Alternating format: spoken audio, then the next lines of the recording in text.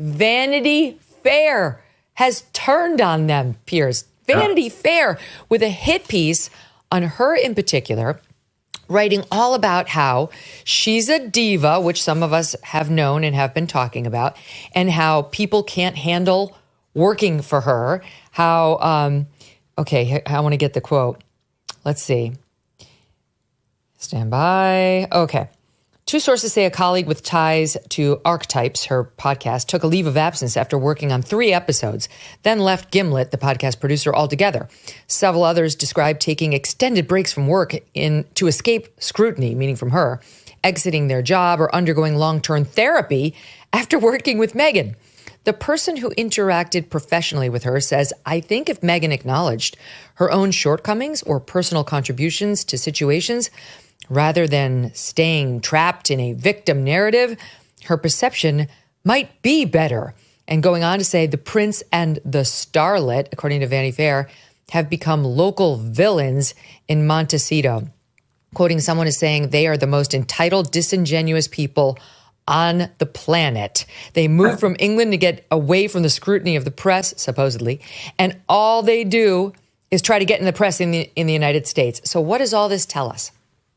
What it tells us is, rather comically, that when you have this couple who, remember on their website, it says that they're all about compassion. They're compassionate people. They're also all about mental health and helping people with mental health. They've been very vocal about that recently, about the perils of online trolling and the effect it has on people's mental health. And yet here we are with Vanity Fair, the Hollywood Bible, the thing that Meghan was most thrilled about getting the cover of a few years ago when she got engaged to Harry, which went down very badly with the palace at the time, I can tell you.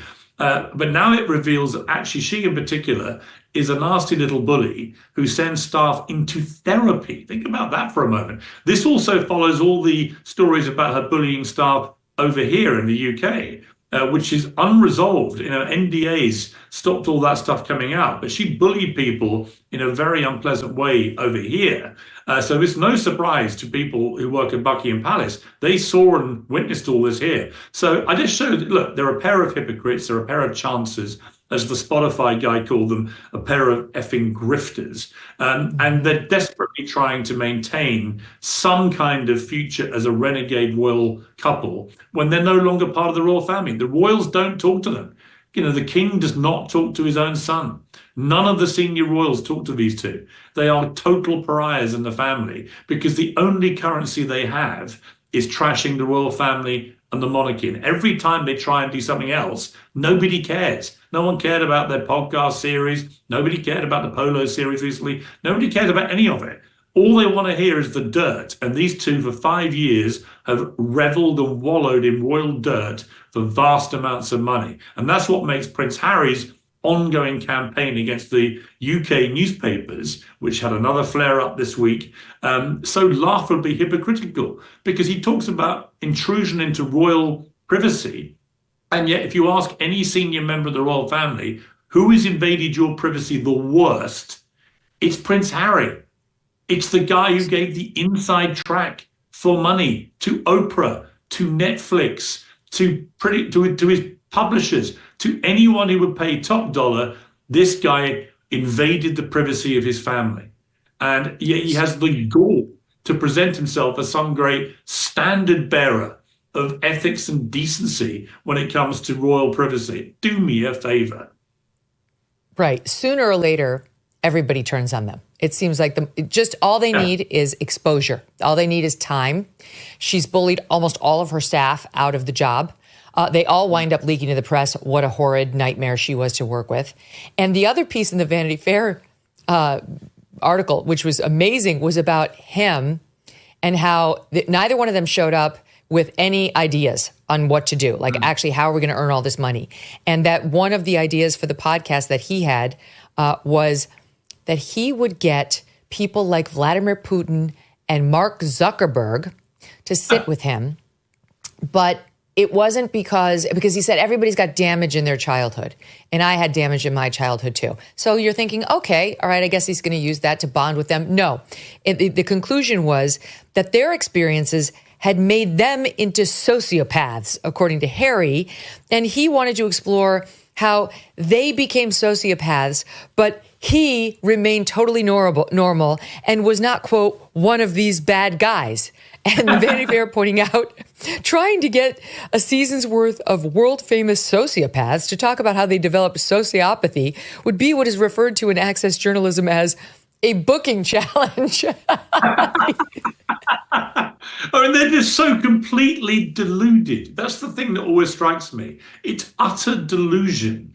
And they're also just shocking hypocrites. So do you remember when they were lecturing us all about carbon footprint and climate change? And then they were using Elton John and George Clooney's private planes like taxi services.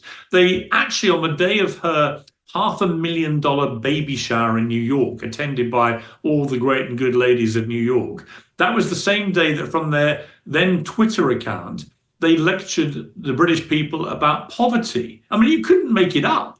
And now what's happened, I mean, what's most laughable of all, in a sort of horrible way, is that she's got this new series where she's trying to be the new Martha Stewart, where she's going to be cooking in her fancy mansion for all her fancy friends, very fancy food. Can you imagine a less appropriate thing in California right now than this fake princess, this duchess trading off the title she got given by an institution she's tried to ruin, actually prancing about in this kitchen in a multi-million-dollar mansion with her famous friends in California when 12 to 14,000 people have just lost their homes in the most horrendous fires that the city's ever had in Los Angeles and that the state's ever seen. It is so unbelievably inappropriate that that series could go ahead, but I bet it does. Vanity Fair, the magazine that made Meghan Markle a cover star, the publication that practically gift-wrapped her Hollywood dreams. That same Vanity Fair just put a knife in the Sussex brand and twisted it. When your biggest cheerleader becomes your harshest critic, that's not bad press. That's a reckoning. Let's be brutally honest about what this Vanity Fair story actually represents. This isn't a tabloid hit piece from some British red-top paper that Harry and Meghan can dismiss as racist or royalist. This is establishment media, their demographic, their audience, finally saying what insiders have whispered for years. The Spotify deal collapsed. The Netflix slate underwhelmed. The podcast is gone. The production company is struggling for relevance. And now the people who once protected the Sussex narrative are on record saying it. That's not a bad run of luck. That's a pattern. And patterns reveal character. Here's what the media has been too polite to say directly. The reports about how Harry and Meghan treat staff aren't new. They've been consistent, they've been corroborated, and they keep coming from people with nothing to gain from lying. Former employees. Former allies. Former friends. When one person says you're difficult to work with, maybe they have an agenda. When it's a recurring theme across multiple continents, multiple industries, and multiple years, at some point, you stop blaming the people leaving and start asking questions about the person they're leaving from. The Sussex operation has had the kind of staff turnover that would sink any normal brand. In Hollywood, reputation isn't just what you say in interviews. It's what your former assistant says over dinner. Meghan spent years carefully constructing a narrative. She was the outsider the royal family couldn't contain, the progressive voice the institution tried to silence, the modern woman who sacrificed a palace for her principles. That story required Hollywood to validate it. Netflix was supposed to be the proof of concept. Spotify was supposed to make her a media mogul. And when both of those partnerships quietly fizzled, without the cultural impact she needed, the narrative machine lost its fuel. You cannot claim you left the monarchy because you had something bigger to build and then struggle to build it. That's not a story about freedom. That's a story about miscalculation. And then there's Prince Harry, the man who burned his family to the ground in spare, who sat across from Oprah and called out the institution that made him, who staked his entire post-royal identity on being the man who told the truth. Where's that energy now? Where's the accountability for the promises made and the deals that didn't deliver? Harry has made a career out of demanding transparency from everyone around him while offering almost none about his own failures. That's not authenticity. That's a double standard wearing a wellness brand as a disguise. Vanity Fair turning on the Sussexes isn't the end of this story. it might be the beginning of something far more significant. Because when the American media establishment starts pulling back its protection, it raises a question nobody in Sussex world wants to answer. If Hollywood is done with them, where exactly do Harry and Meghan go next? The palace won't take them back. The media is recalibrating. The deal's dried up. And the clock on relevance is ticking louder than anyone on their team wants to admit. Drop your thoughts below. Do you think there's still a path back for the Sussexes, or is this brand finished for good?